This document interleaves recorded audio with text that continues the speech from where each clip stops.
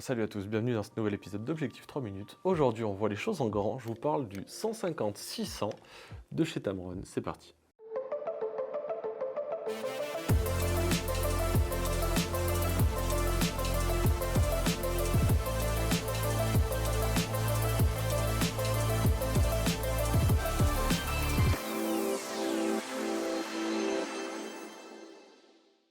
Alors, le 150-600, c'est une optique très bonne. J'adore cet objectif pour faire de l'animalier.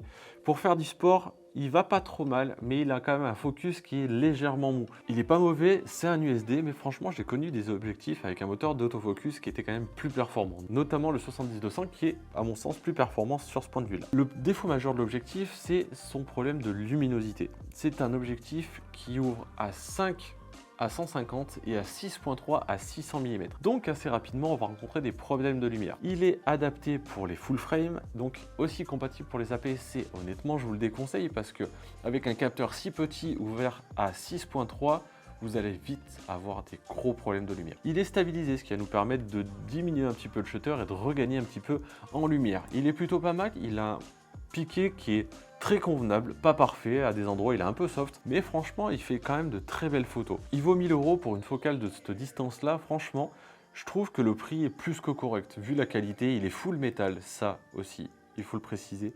Il est très lourd parce qu'il est tout en métal, donc très costaud.